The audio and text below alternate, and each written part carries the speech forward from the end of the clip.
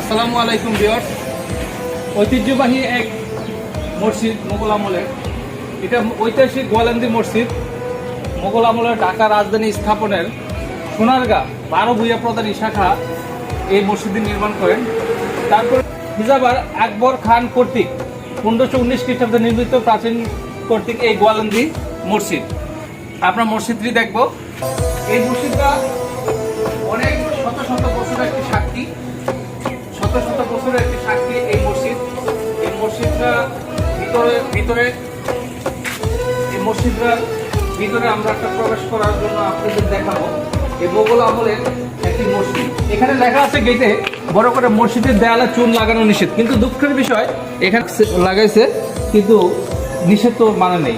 তো যেটি হোক, আমরা মসজিদের ভিতরের অংশটা দেখাবো। মোগল আমলের যে মসজিদের ভিতরের যে অংশটা, এই অংশটা প্রাচীনকাল থেকেই সাক্ষী হয়ে আছে এই মোগল আমলের মসজিদ।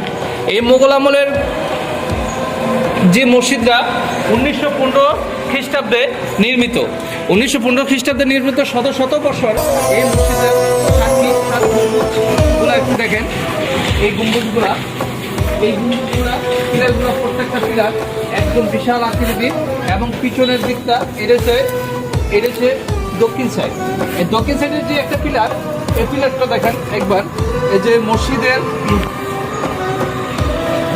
যে অংশগুলা কারুকাজ, মসজিদের যে কারুকাজগুলা খুবই নিখুঁত, সুন্দর হাতে করা প্রত্যেকটা কারুকাজ। এবং প্রাচীনকালের যে এত প্রত্নতাত্ত্বিক এবং এত বিরল যে আপনার মসজিদের কারুকাজ, এই কারুকাজগুলো না দেখলে বোঝা যায় না। আসলে আমরা আস্তে আস্তে এগুলা হারিয়ে যেতে শুরু করেছে। এটা তো সোনারগাঁ এমন একটা জায়গা, সেখানে একটা ইনস্টিটিউট রয়েছে বাউল হক কলেজ, সেখানে টেকনিক্যাল কলেজ, এখানে একটা মসজিদ সোনারগাঁর ভিতরে, আপনার পানামের ভিতরে। এই পানাম জাদুঘরের পরে একটা সৌন্দর্য নান্দনিক একটা মোগল আমলের মসজিদ। এই মসজিদটা বহু বছর সাক্ষী হয়ে আছে। তার প্রত্যেকটা অংশ এটা হচ্ছে দক্ষিণ সাইড, পিছনের সাইড। এই মসজিদের যে অংশগুলা, একটু জায়গা রয়েছে মসজিদের যে অংশগুলা, এই অংশগুলো আমরা দেখেন প্রত্যেকটা কারুকাজ।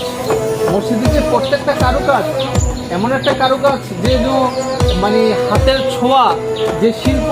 আগে তো রড সিমেন্ট ব্যবহার করা হতো না, তারা যে ইটের সলিংয়ে ইট দিয়ে এত সুন্দর মজবুত, শক্ত সব কিছু দিয়ে তাদের কারুকাজ দিয়ে তৈরি করা হয়েছে।